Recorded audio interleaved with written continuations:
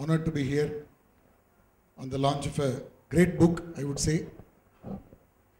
I just read only a couple of chapters, but I think that's good enough to see what I can take away from the great work which Hari has done. Just wanted to slightly step back and talk about Hari himself. I think there is a person behind the book.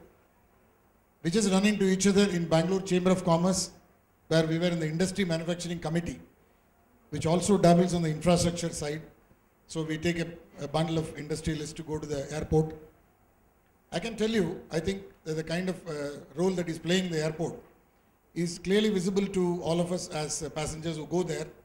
The cleanliness of the bathrooms and the toilets, whichever part of the day you arrive, midnight or whatever, speaks for itself. We are going to all the airports across the country, and I used to give him the compliment from time to time.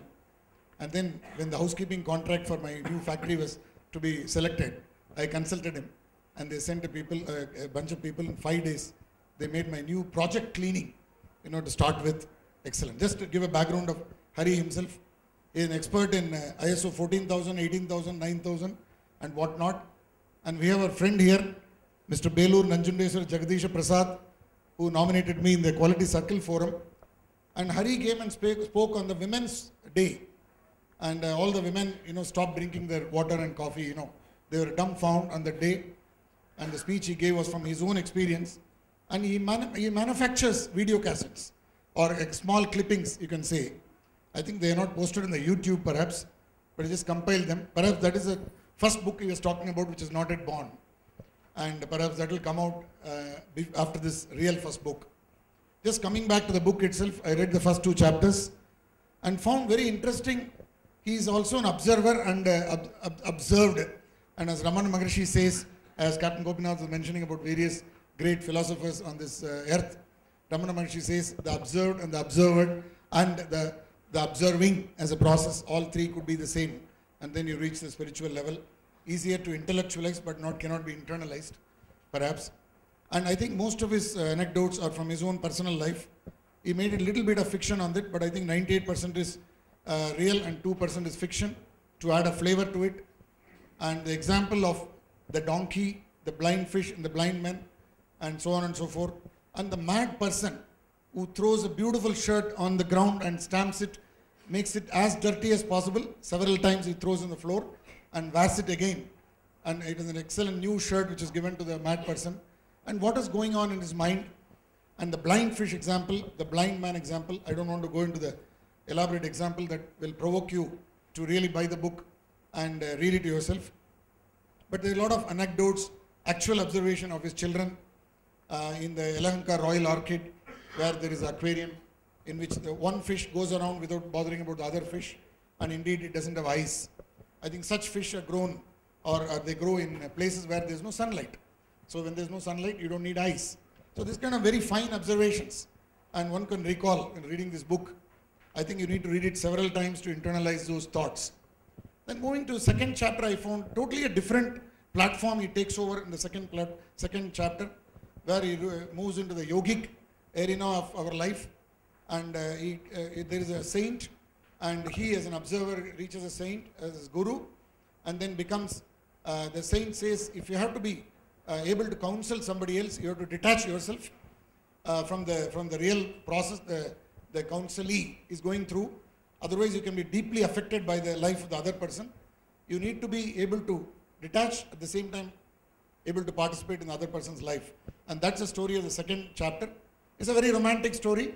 I think many youngsters will love to read it again.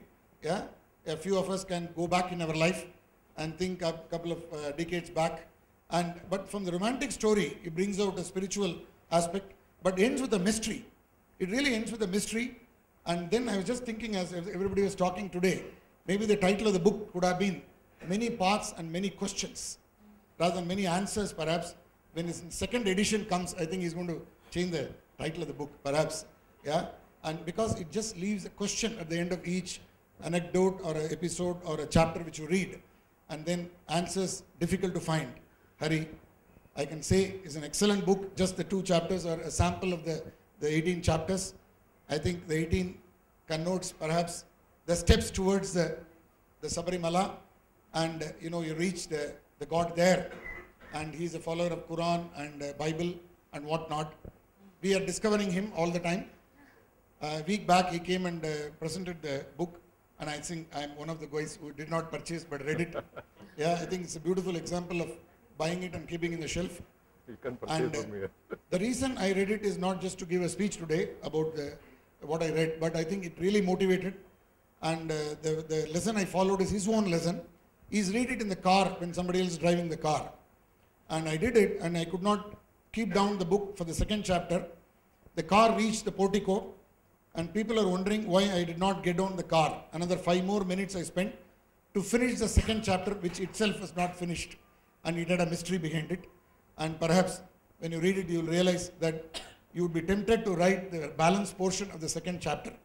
And somebody may ask, Hari, can you tell us? Yeah, I did indeed ask him, yeah, can you tell how this second chapter would have ended if you had really continued that? And then I got down in the car and went inside. So it really motivated to read the book. Thank you, Hari, for gifting a week ago. And I think it's a really revealing one. Just stepping back, the QCFA interaction that we had at the Women's Day.